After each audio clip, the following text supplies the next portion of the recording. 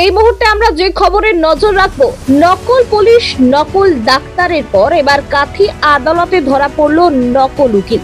নিজেকে উকিল পরিচয় দিয়ে আদালতের শিলমোহর স্ট্যাম্প সই জাল করে এফিডেভিট করতে গিয়ে কাথি ফৌজদারি বার অ্যাসোসিয়েশনের উকিল ও মোহরাদের তৎপরতায় হাতে নাতে ধরা পড়ে যায় এই নকল উকিল।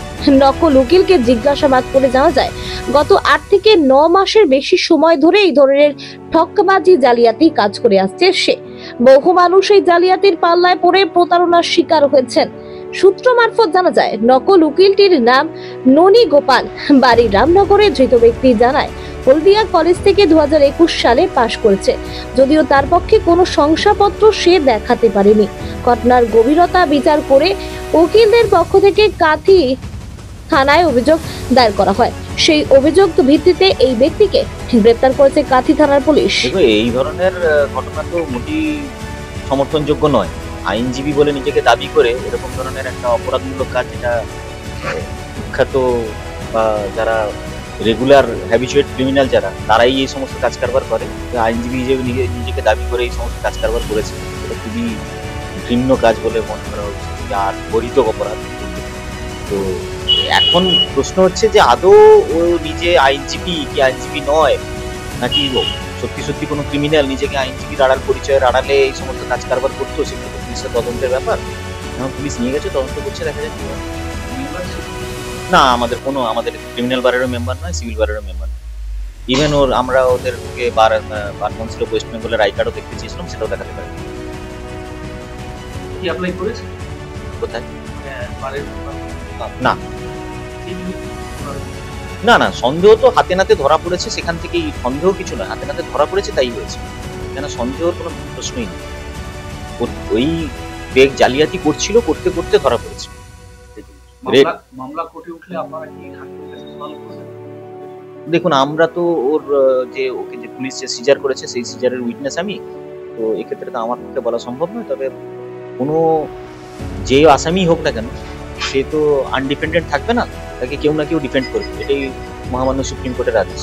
তো সেই অনুযায়ী কোনো না কোনো অ্যাডভোকেট হয়তো তার পক্ষে দাঁড়াবে। কিন্তু আমাদের বার অ্যাসোসিয়েশনের পক্ষ থেকে যারা আমরা এই কেসে সাক্ষী আছি বা এই ঘটনা সম্পর্কে যারা অবগত আছি, তারা তো নিশ্চয়ই তার পক্ষে ডিফেন্ড করতে পারবো। অভিযোগটা খুবই মারাত্মক অভিযোগ। সেটা হচ্ছে গিয়ে, যে ব্যক্তিকে ধরে নিয়ে গেল, তো সে আমাদের মেন কোর্ট বিল্ডিংয়ের যে তিনতলাতে, মানে সেকেন্ড ফ্লোরে যে আমাদের রেস্ট রুম রয়েছে, সেখানে বসে আজকে বিগত কয়েকদিন ধরেই বা কয়েক মাসের আমরা জানি না, ও ফেক স্ট্যাম্প তৈরি করেছে, দিয়ে ওই জুডিশিয়াল ম্যাজিস্ট্রেটের কাছে যে এফিডেভিটগুলো হয়, ওই জুডিশিয়াল ম্যাজিস্ট্রেটের এফিডেভিটগুলো ও নিজে তৈরি করছিল, যাতে ম্যাজিস্ট্রেটের সইও জাল করেছে এবং যে স্ট্যাম্পগুলো মেরেছে সে স্ট্যাম্পগুলো জাল করেছে।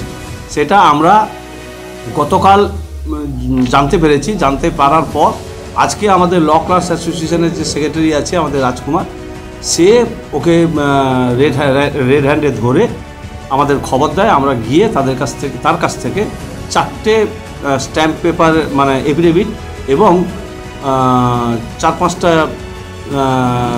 ফেক সিল পাওয়া গেছে। আমরা দেন এটা জানতে পেরে নিয়ারেস্ট কন্টাক্ট পিএসে আমরা জানিয়েছি, এবং তারা এসে ওই সমস্ত ওই অ্যাকিউজডের কাছ থেকে সিল এবং ওই এফিডেভিটগুলো সিজ করেছেন। এই অবধি কোন কোর্টের এগুলো পাওয়া যাচ্ছে না, মানে এখন বিভিন্ন টাইমে আমার যতটুকু ধারণা, সেটা হচ্ছে যে সাহেব যেদিন এফিডেভিট করেন সেইটা ও আগে থেকে জেনে নিয়ে সেই সাহেবের সই ও জাল করে করত। অ্যাসোসিয়েশনের মেম্বার ও আমাদের নয়, আমাদের অ্যাসোসিয়েশনের মেম্বার নয়। এখনও আমরা সন্দিগ্ধ যে ও আদপেই অ্যাডভোকেট কিনা, সেটা ইনভেস্টিগেশন হচ্ছে, ইনভেস্টিগেশনে বেরোবে। তো আমাদের মেম্বার নয়, আমাদের যে কনসার্ন রয়েছে সিভিল বার অ্যাসোসিয়েশন, তাদেরও মেম্বার নয় বলে শুনেছি। হ্যাঁ, এই যে কি বলুন, অসুস্থময়ী ছিল, এবং ওদের কাছ থেকে যতটুকু আসামির কাছ থেকে জানতে পারা গেছে যে রামনগরে কোনো একটা দোকান থেকে ও করে নিয়ে আসছে দোকানের নাম জানে না, কিন্তু তাকে দেখিয়ে দিলে চিনতে পারবে বলে বলেছে। এই জঘন্য অপরাধে হয়তো আমাদেরও কিছুটা ক্ষতি হতে পারেন, কেন ম্যাজিস্ট্রেট সাহেব যারা এফিডেভিট করছেন তারা তো জানতে পারছেন, পেরে গেলেন, অতএব তারাও ভয়ে ভীত হয়ে হয়তো এফিডেভিট নাও করতে পারেন। তাদের এই আশঙ্কা যে কে যে ঠিক কে যে বেঠিক কী ব্যাপার এইটা বুঝতে পারা যাচ্ছে। এবং আমাদের সম্পাদক মহাশয় যেটা বললেন যে ও প্রকৃত লয়ার কিনা সেটা আমাদেরও সন্দেহ আছে। তবে যাই হোক, কেন কোনো বারেরই যেমন আমাদের বারের মেম্বার নয়, আমাদের ক্রিমিনাল বারের মেম্বার নয়, এবং সিভিল বারেরও মেম্বার নয় বলে আমরা জানতে পারছি। কেন যারা সিভিল বারের মেম্বাররা এখানে আছেন তারাও বলছে যে না, আমাদের মেম্বার নন। তো হয়তো আরও কোনো কিছু জালিয়াতি করেছে হয়তো, এবং কবে থেকে স্টার্ট হয়েছে কোনো কিছু বলছে না। ইনভেস্টিগেশনে আসবেন। আমাদের সম্পাদক মহাশয় জানিয়েছিলেন থানা থেকে পুলিশ অফিসার এসে তার যা করণীয় যতটুকু উনি করেছেন, কেন এটা সাবজুডিস বা ইনভেস্টিগেশনের ম্যাটার, সেটা তো সব কথা তো এখন হয়নি, এই তো প্রারম্ভিক। অতএব তার এইটা দেখে আর যেন যারা করছেন বা করবেন বা করার জন্য মনস্থ নিয়েছেন তারা যেন বিরত থাকেন এবং সাবধান থাকেন। আমাদের চোখে বা নজরে এলে কেউ রেহাই পাবে না।